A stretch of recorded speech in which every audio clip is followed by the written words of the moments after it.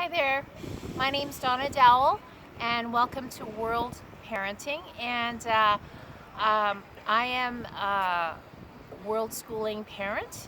We've been on the road for 13 years with our 3 kids, and we started when my youngest was half a year old. She was 6 months old, and now I've got a crew full of teenagers. My kids are ages 13, 15, and 17. And we spend 6 months of the year uh, in our home base in Canada, and we spend 6 months, más o menos, cruising around the world. And right now we're actually in Croatia. We're sitting in front of an area in Trogir, old town of Trogir, which is just outside of Split, Croatia. It's in about the middle of the country, and it's a beautiful port city. And Trogir is actually a little island in the middle of a whole bunch of little islands just off the coast of Croatia. We've been here for about 4 weeks now. We're getting ready to leave. We're going to be going on our next adventure. We've been traveling for about 4 months, and we've got 2 months left.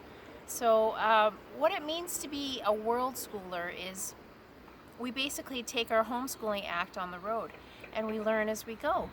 But I am doing a 30-day video challenge right now, and the challenge is to create video content every day for 30 days.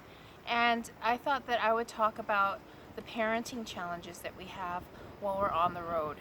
Now, there's a lot of content out there about how to plan a trip like this, how to reorganize your finances, how to downsize and minimalize, and even what kind of homeschooling content you can do while you're on the road with your family.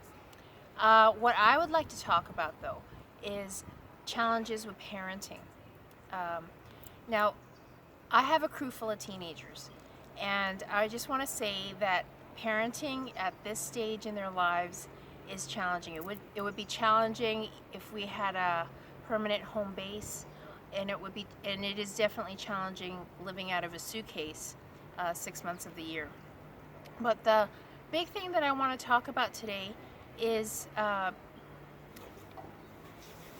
do you help your kids through those rough spots when they're adulting and they're transitioning, and they're also missing home, they're missing their friends, they're homesick.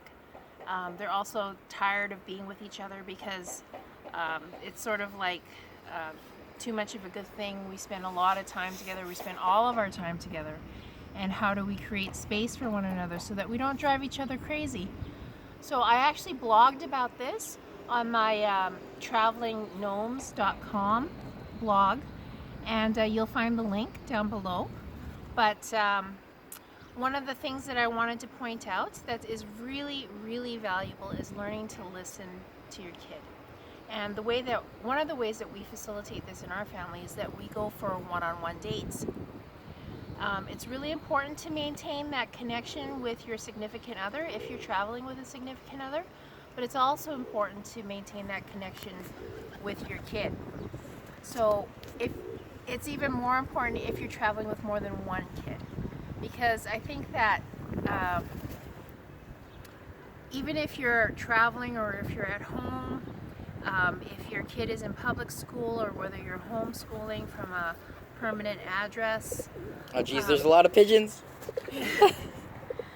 Anyways, it's important to realize that your kid wants to be heard, that your kid wants to feel like they're unique, and in that time when you're out together for a coffee or a hamburger or whatever it is, that kid has your undivided attention.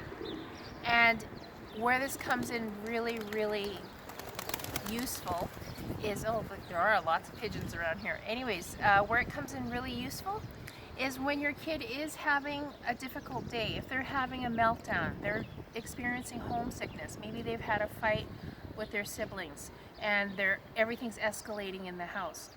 You'll find that when you have spent that time on a regular basis connecting with your teenager, it's easier to what I call talk them off the roof, and it's easier to help them to de-escalate because you've already established that relationship with them. You have that communication, you have that trust that has been built between the two of you during those one-on-one times. And it's not to say that you're going to totally avoid those episodes of angst, teenage angst, and temper tantrums and what have you, and homesickness. But what it does do is it lays the foundation for dealing with those episodes in a more compassionate manner.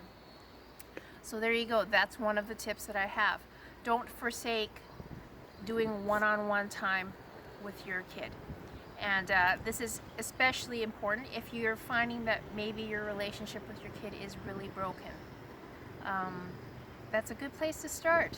Just to go out for a hamburger and invite them out. I quite often have to use a hamburger at McDonald's to bribe my kids to go out and entice them into spending time with me. Because it's not easy. It's not easy for them, and it's not easy for you as a parent to overcome maybe a lot of water under the bridge. But I would encourage you to just start. Just start. I hope you have a great day, and we'll talk to you again soon. Bye for now from Croatia.